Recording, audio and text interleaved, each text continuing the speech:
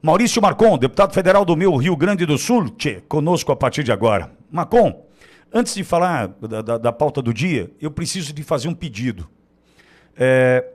Nós Não estamos aqui. sendo dinheiro, tá bom. É dinheiro. Ai, ai, ai. É dinheiro. Então lascou-se. Não, você vai entender. Nós temos hoje duas situações, que é a primeira, a defesa do Eduardo Tagliaferro na Itália, dos custos advocatícios, na casa de 90 mil euros. Desses 90 mil euros, eu já fiz aqui, através das doações da audiência da Auriverde, mais de 20 mil euros. Acho que até mais, eu não tenho os números finais aqui. Aí, então está faltando uma grana para a gente poder viabilizar a defesa do Tagliaferro para não ser preso nem extraditado e para que ele continue a cumprir o que ele está cumprindo na Itália. E outra, para que o caso Tagliaferro, né, repercuta em outros tribunais da União Europeia. É importante que a gente entenda isso também.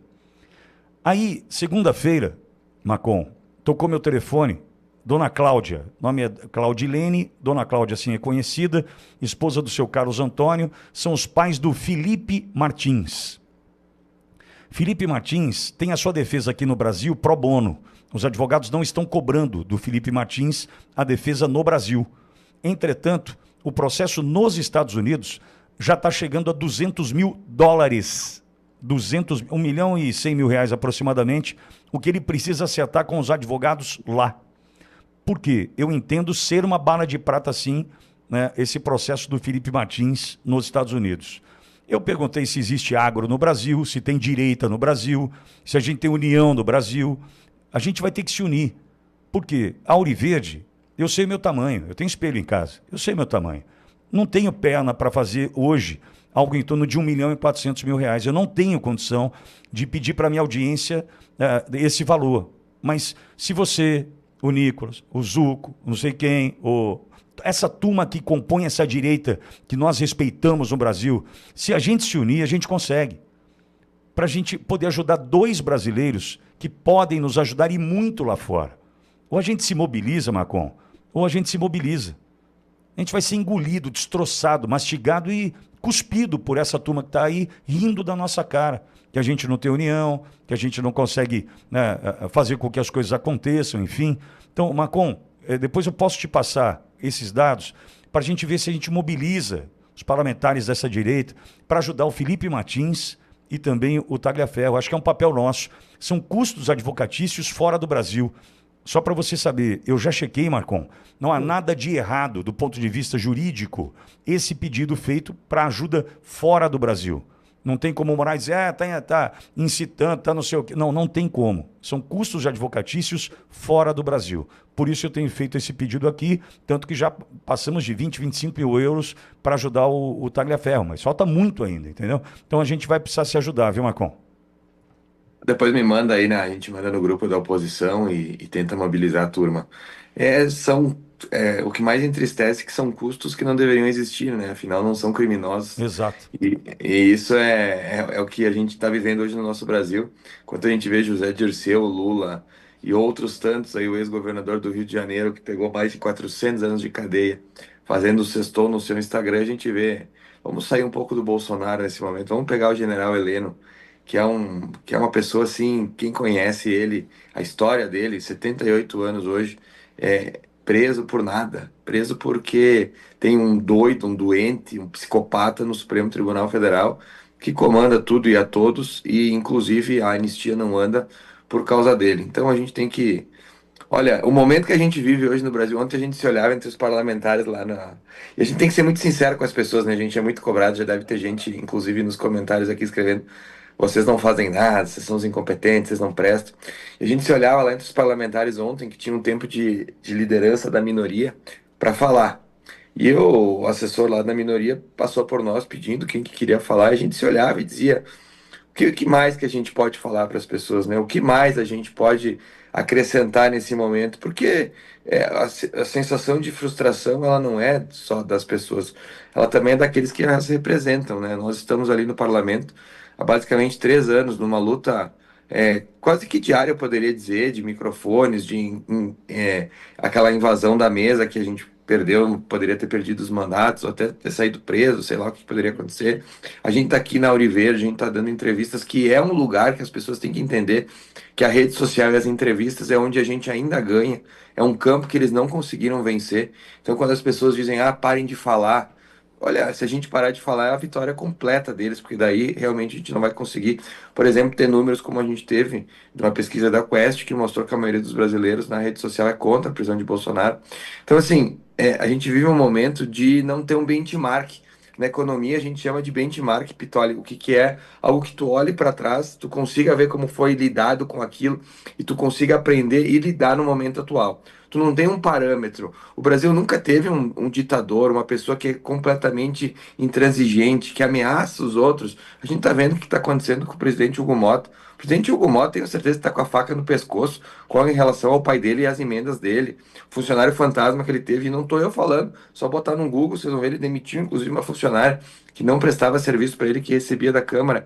E a gente sabe que essas conversas passam pelo Supremo Tribunal Federal. Então, nós nunca tivemos isso no Brasil. Nunca generais foram presos, nunca um ex-presidente foi preso sem crime, né? Todos os ex que foram presos por corrupção. Então, assim, nós estamos aprendendo também no momento de crise.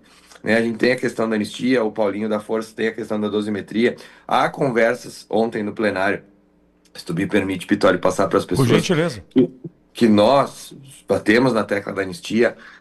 Se fala tanto em democracia, né? E a democracia ela é representativa no Brasil, ou seja, se elegem deputados para que eles representem a vontade do povo. E 311 parlamentares de todas as regiões, de todos os estados brasileiros já disseram que são favoráveis à urgência do projeto da anistia e que esse projeto, em ser votado, a maioria vai decidir. Mas não é isso que o Hugo Mota está fazendo. Ele não está permitindo que a democracia seja exercida no Brasil, que a gente possa, através do projeto da anistia, votar então a liberdade desses inocentes. O que ele quer, o que se ouve, é que seja apresentada a dosimetria, que tenha um acordo para que não seja apresentado nenhuma emenda, que seja aquele projeto que o Paulinho quer. E para quem não entendeu o projeto do Paulinho, ele mesmo ontem, numa entrevista, acabou dizendo que o projeto é basicamente o seguinte: todo mundo que não é o do núcleo superior, ali que envolve Heleno, Bolsonaro, enfim, seria solto imediatamente. E no caso do Bolsonaro, pegaria pouco mais de 2 anos. É uma proposta que a gente tem que analisar de forma democrática no plenário. Né? Se a maioria dos parlamentares entender que essa proposta não é suficiente e que querem a anistia ampla, geral e restrita, isso deveria ser respeitado. Mas nós vivemos um momento tão sem precedentes na nossa nação que nós, parlamentares, e aqui eu incluo, vamos lá, Flávio Bolsonaro. Alguém acha que o Flávio não tá fazendo pouco e que a coisa não andou porque ele não quer que a anistia saia?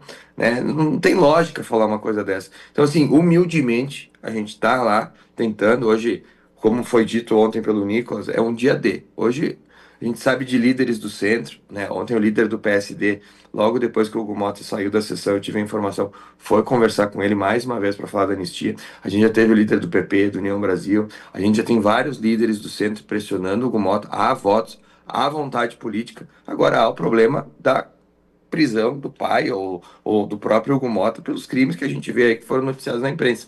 Então, assim, é uma situação que, se alguém tiver a solução mágica, a gente está disponível a ter. Talvez hoje seja colocada a dosimetria, talvez a gente não possa apresentar emendas, talvez a gente tenha que aceitar uma dosimetria mesmo antidemocrática, porque não vai ser a vontade da maioria, porque a gente não pode esquecer também, né, Pitória, aqueles que não estão nos holofortes, que são a Débora do Batom, que são pessoas que, quantas histórias tu contou aqui, que são inocentes e que merecem também ter a sua liberdade. Então, assim, o que fazer? Não há um dois mais dois. A gente tem que analisar, pensar, decifrar esses enigmas que a gente está vivendo hoje, porque a gente não vive mais um momento democrático, a gente não vive mais o respeito à Constituição, visto que foi feito ontem, né, dando o trânsito em julgado de um processo que ainda caberia recursos, coisa que é completamente inconstitucional, completamente ao arrepio da lei, completamente sem noção. Então, assim, quando a lei, ela nos difere da barbárie. Lá nos tempos antigos, o que que era? Olho por olho, olho por dente, tu matava alguém, não acontecia nada, a família dele vinha, te matava, e a coisa acontecia. Não existia lei. A lei serviu para que a gente pudesse ter uma sociedade organizada e que essa sociedade pudesse evoluir. Hoje não há mais isso no Brasil. O que está escrito na Constituição não serve de mais nada. Projetos que a Câmara vota são derrubados no Supremo por uma canetada. Então, assim, ou a gente se restabelece como democracia, como realmente um país onde a gente tem lei, ou a gente vai afundar. Isso não é só na questão jurídica. Quem é que vai olhar para o Brasil e vai investir num país onde não há segurança jurídica, onde nem o passado é mais certo? Ninguém vai. E a gente está vendo, a gente teve o caso da Lupa aí há 10 dias atrás, saindo do Brasil, e são tantas outras empresas saindo do Brasil. Isso vai trazer pobreza e miséria, mesmo cenário que a gente viu na Venezuela. Silvio, Maurício Macon na tua escuta.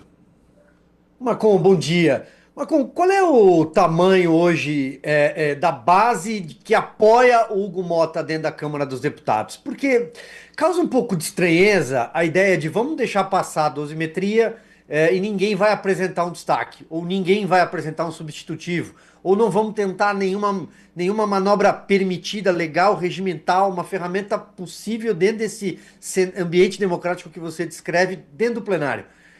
A oposição, pelo menos até o que o líder Sóstenes disse, é que tem número para avançar. Se tem número para avançar, apresenta um destaque e muda o texto do Paulinho. Por que isso não seria possível?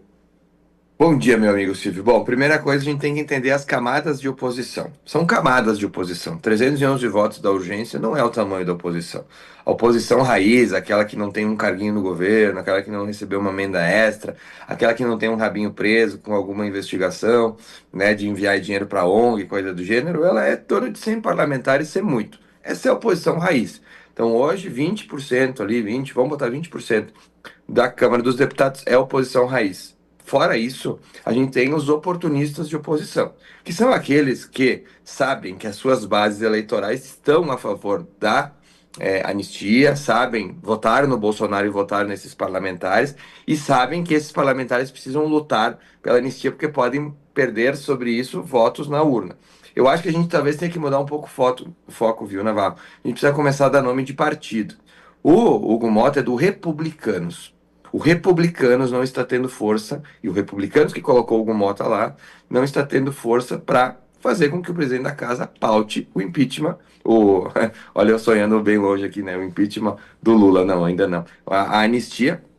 Então ele tem que começar a dar nome de partido, porque o Hugo Motta se mostrou até hoje uma parede que, mesmo apanhando tudo que dá, quando os líderes pressionam. Vamos retomar aqui um pouquinho a história. Vocês lembram quando ele disse que precisava do apoio dos líderes? Aí nós construímos o apoio dos líderes. Aí depois ele disse que precisava do apoio individual dos parlamentares. Nós construímos o apoio individual dos parlamentares. Ele sempre colocou barreiras para que isso não andasse.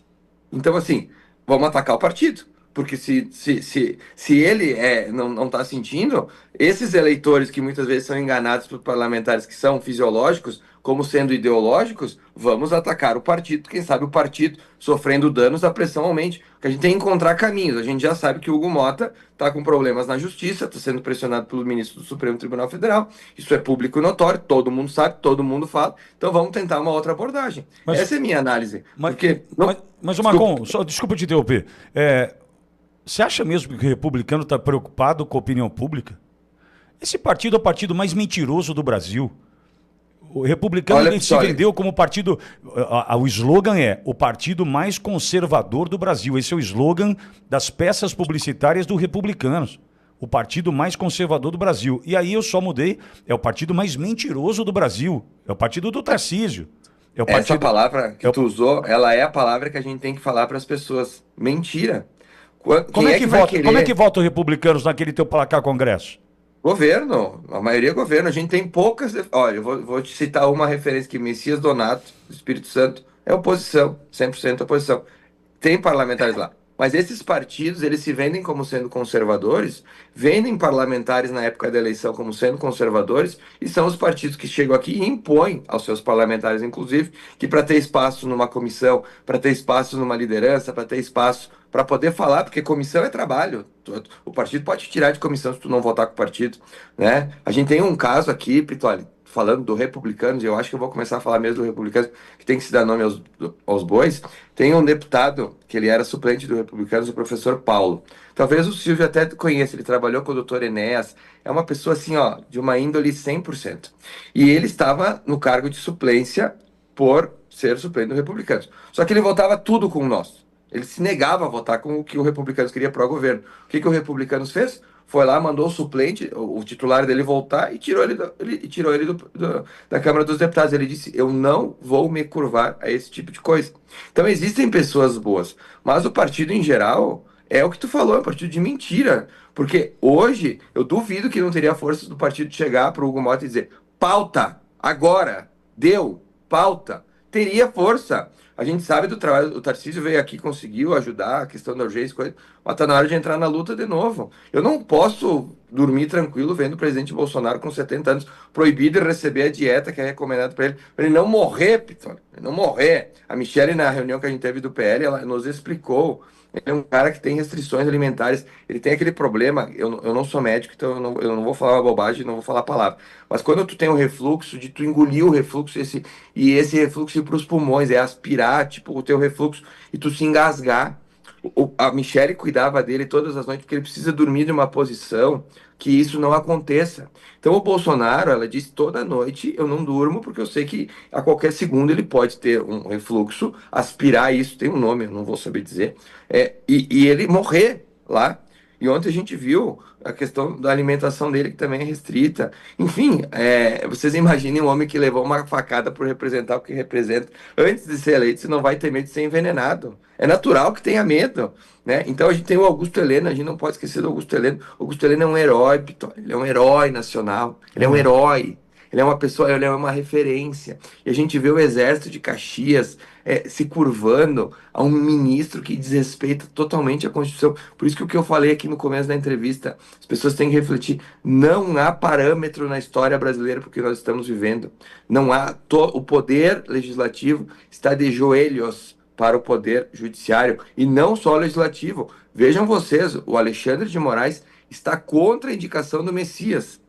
Ou seja, ele discorda do Lula e é capaz, e eu acho, tá, que o Messias não passa no Senado Federal, também em função do apoio do Alexandre de Moraes. Então, hoje, o PT está se dando conta que logo, logo eles também não mandam mais nada. Quem manda é Alexandre de Moraes. Isso não tem nada de democrático, mesmo que seja vendido, né, como algo democrático. Silvio, mais alguma questão para o Macon? Não, é só, se me permite aqui, Marcon, a Claro. questão do Messias, essa certeza de que o nome não passa, bom, evidentemente você tem informações dentro do Congresso Nacional, mas eu tenho a impressão que o Davi Alcolumbre e o Otto Alencar, que preside a CCJ, ter pautado a sabatina é porque vai passar. Eu tenho certeza que eles estão negociando pesado, conhecendo as duas figuras. Mas você realmente acha que o nome do Messias não vai passar pelo Senado? O que só aconteceu em 1894, em Barata Ribeiro. Quanto tempo que não passa o nome pelo Senado? Olha, Silvio, eu tava vendo uma das contas aí que só na CCJ tá 13-13, né? E o voto de Minerva pode ser o do Pacheco. Eu acho que não vai ser fácil, tá? Primeiro que o voto ele é secreto. Então a gente sempre critica muito a questão do voto secreto, mas quando é a nosso favor, também a gente tem que dizer que, olha, por isso que o voto é secreto, né? Eu tenho informações sim de bastidores, tá? Que a raiva do Davi Alcolumbre não é pequena. E até a pressa em O duro que a marcar raiva essa. dele custa um dinheirinho, né? Pagou, levou a raiva junto, né? Mas o que que acontece, Pitoli? Vamos fazer uma análise aqui. O que que o Pacheco fez nos anos de Bolsonaro? Ele se vendeu para a esquerda, fez tudo que podia para prejudicar o Bolsonaro. Depois, no governo do Lula, nos 2 primeiros anos, foi um vassalo do petismo no Congresso Nacional. E o que que ele recebeu em troca? Desprezo. Qual que é a mensagem para o Alcolumbre? O Alcolumbre não vai ser presidente da Câmara, do Congresso para sempre. Se o PT continuar no poder, o que que ele vai ter do Lula? Desprezo. Então, assim, o que que eu quero dizer aqui? A sabatina marcada para o dia 10, Silvio, não te chamou a atenção que é meio rápido? Não é meio urgente o negócio, meio rápido? E a informação que eu tive é que foi marcado rápido justamente para que não possa se fazer esse trabalho de conversa com todos os senadores e que se tenha essa velocidade para derrubar o nome do Messias. Eu acredito que não passe. Posso estar errado, mas se não passar, concordamos, né, Silvio, que será a maior derrota do Lula em todos os seus mandatos. Não há derrota maior do que tu ter um nome do Supremo Tribunal Federal rejeitado. E até para nossa audiência saber, Pitoli, uma das características do Messias, por exemplo, tu fez um texto muito bonito uma vez sobre a assistolia fetal. Tu lembra disso? Tu Sim. leu sobre eu nunca me esqueci disso. Para quem não sabe o que é assistolia fetal, é um bebê no 9º mês, por exemplo, de gestação, se entrar com uma agulha no ventre da mãe e matar o bebê através de uma injeção no coração. O Messias, ele é favorável a esse tipo de procedimento. É esse tipo de monstro que está sendo E aí, encaminhado e aí no evangélico, Supremo. né? E se diz evangélico. Tá na Bíblia que falsos profetas virão, né? Se dizer evangélico e ter uma postura demoníaca como essa, é obviamente que não tem nada de evangélico. Mas só para as pessoas saberem do que a gente está tratando, que ele tem um rosto muito angelical, né? Assim, um papo muito doce, coisa. Mas a gente está tratando de uma pessoa que considera matar um bebê no ventre de sua mãe com uma injeção que causa uma dor insuportável. Então vejam vocês aonde o nosso país chegou. Não é só inocentes presos, a gente tem um ministro do Supremo sendo indicado que não tem qualquer saber jurídico, que não tem tá para ser convocado amanhã na CPMI, que precisaria de conduta ilibada e que não tem sequer isso. Então, o Brasil realmente está virado de cabeça para baixo. Macron, eu vou fazer uma ponderação e não é pouca fé, pouca fé. Tá? Você vai entender onde eu vou chegar. Quando se conseguiu as 310 assinaturas para o requerimento de urgência do PL da anistia, e todos nós comemoramos, é claro, naquela noite, Sóstenes e alguns outros deputados acertavam com o Hugo Mota a relatoria do projeto de lei da anistia. Tanto é que no dia seguinte muitos foram surpreendidos com a definição do nome de Paulinho da Força como relator. Muitos ficaram assustados porque não era isso que havia sido acordado via Sóstenes com o Hugo Mota. Ok. Aí eu dei um exemplo aqui hoje pela manhã, me perdoe me estender, mas você vai entender onde eu quero chegar, sobre CPI da Vaza Toga no Senado. A CPI da Vaza Toga conseguiu 29 assinaturas. Ou seja, poxa, vamos abrir a CPI da Vaza Toga no Senado. Só que não. As assinaturas chegam porque daí o Alcolumbre senta em cima do CPI e não abre a CPI da Vaza Toga. Ok. A CPMI da Vaza Toga, que precisava então das 27 assinaturas do Senado e 171 na Câmara, conseguiu só 23 assinaturas do Senado. Por quê? Porque se batesse as 27 mais a dos deputados, abriríamos a CPMI sem nenhuma ingerência de Alcolumbre e ou Hugo Mota. O que eu estou querendo dizer é o seguinte: a gente tem mesmo 310 votos? Ou foi só para uma PL para um requerimento de urgência de um projeto de lei que já era dosimetria, que muitos já sabiam que era Paulinho da Força? A gente está lidando com um centrão, Macron. Eu não consigo acreditar que a gente tenha hoje 310 votos.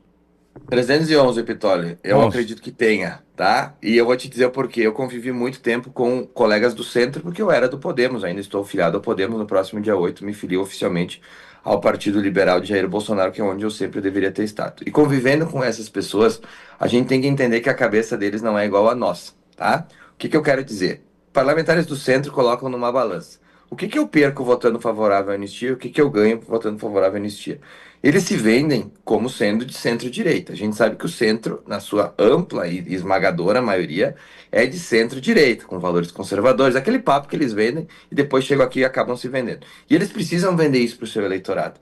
Tendo um eleitorado que boa parte dele é de direita, eles precisam fazer esse gesto votando anistia. E para eles não muda absolutamente nada. O centro não está preocupado com a Débora do batom presa, não está preocupado com Augusto Heleno, não estão cagando. Eles estão pensando nas emendas deles, né? E no ano que vem, na eleição deles, em ir para a rua e dizer: olha, eu votei favorável à anistia, eu votei favorável à urgência, né? A gente não conseguiu evoluir por causa disso e daquilo. Essa é a preocupação deles. Então, para nós entendermos os votos, a gente tem que sempre entender a cabeça de quem vai votar. E a cabeça deles é a eleição do ano que vem. Então, eles, por isso que eu estou te dizendo, Pitório, que chegou a hora talvez nós começar a bater no republicanos. Porque o republicano, se a gente colocar a peste que eles são anti-anistia, eles vão sofrer nas urnas no ano que vem. Tenho certeza que vão sofrer, porque tem um povo que vota nessa gente e que acha que o cara do republicanos vai chegar aqui e vai ser de direita. E não é verdade. Então, assim, as democracias evoluídas no mundo, e aqui o Navarro está para não me deixar mentir, pegar a americana e propriamente a inglesa, elas são basicamente de dois polos. O centro, basicamente, ele não existe. Lá nos Estados Unidos, os republicanos e os democratas, dificilmente alguém acaba votando com o outro. É pouco comum. Isso é uma evolução democrática. O centro, ele é o câncer da nossa democracia.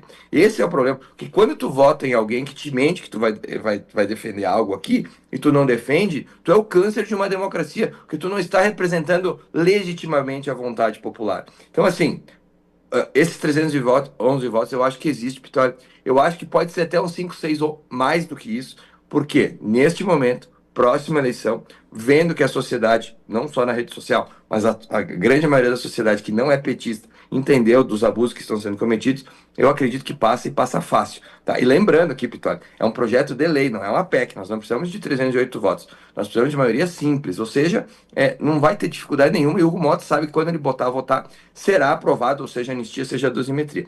Vamos ver se hoje, que é o dia D, ele vai, enfim, colocar. Se não colocar, eu acho que realmente a gente tem que romper todas as relações com o Hugo Mota, partir para cima de vez, porque não tem mais negociação, não tem mais o que acontecer para que ele seja minimamente democrático e que deixe os parlamentares eleitos pelo povo fazer a vontade do povo através da representatividade. Macon, cuida para mim dessa história do Felipe Martins Tagliaferro, tá aí no teu WhatsApp. Tu vai me mandar no WhatsApp? Já mandei. Tá bom. Já Vou mandei. mandar lá no grupo, pode deixar. Obrigado. Valeu. Valeu, Macon. Tchau, tchau. Abraço, querido.